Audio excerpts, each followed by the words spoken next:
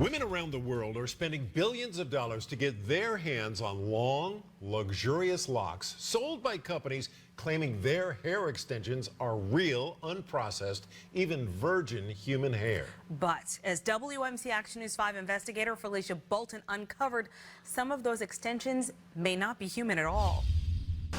Through the lens of a microscope, scientists are getting to the root of a problem many beauty experts say they've dealt with for a long time.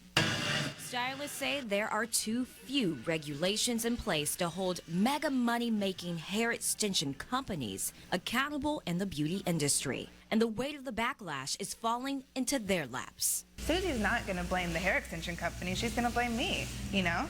Beauty experts believe some brands are conning their clients, taking their cash and mismarketing products. When you go to the beauty supply house, you got to make sure that it's 100% human hair, because if it's mixed with fiber or if it's mixed with synthetic, it will melt when you curl it. To find out if some of the most popular human hair extensions were really human at all, we tested store-bought bundles against my own hair in a local lab. Immediately, electron microscopist Lou Boykins discovered what she says looked like a dead giveaway.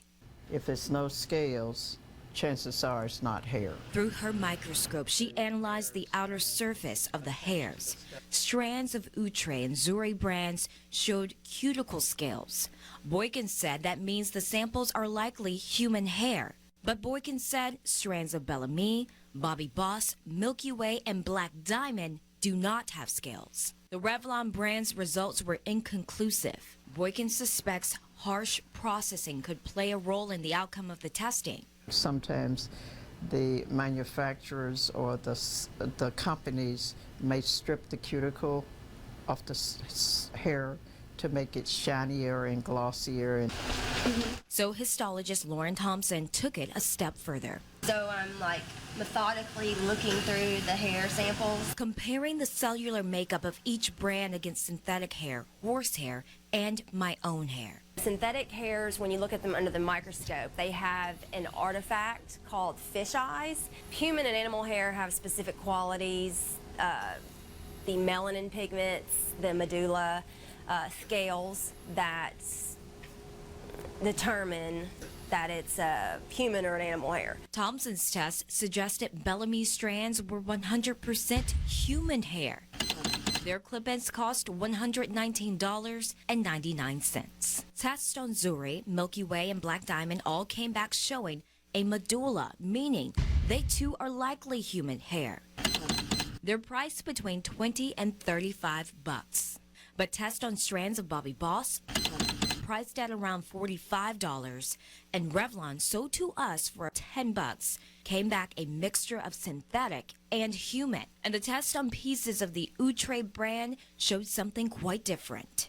There were definitely two types of hair present. Two types of hair from a living being. Actually, scientists say in their preliminary test, they detected a mix of human, animal, and synthetic cellular components in the Zury bundle, backing up stylist claims that just because it says 100% human hair doesn't mean it always is. It needs to be an industry that you can trust, not one that you don't believe in. Zury released this statement, reading in part, quote, "Although there is no clear presence of a medulla, I have found that finer hair tends to have a higher rate of absent medulla. For this reason, I personally stopped using this as an indicator when conducting our tests. Lastly, we as a company are very stringent on our hair quality standards. We would never intentionally try to mix synthetic fibers into a product that is very clearly labeled as 100% human hair." Bobby Boss took it a step further. They said they've conducted their own tests on the same product, and their results show that product is 100% human hair. Revlon's extensions were created by Adderant's Hair Goods. That company released a statement reading in part, quote, "We are unable to independently verify the results because this product was originally created and manufactured by one of our distributors in 2008 and is no longer in production. Our distributor represented and warranted to us that the product was 100% human hair. We have ceased working with this distributor since 2013. The scientists in this story strongly emphasize their test providing only preliminary results and not firm conclusions on the overall cellular makeup of any of the hairs tested. But for a closer look at the test results and full responses from each brand tested, click on this story at WMCActionNews5.com. For the WMC Action News 5 investigators, I'm Felicia Bolton.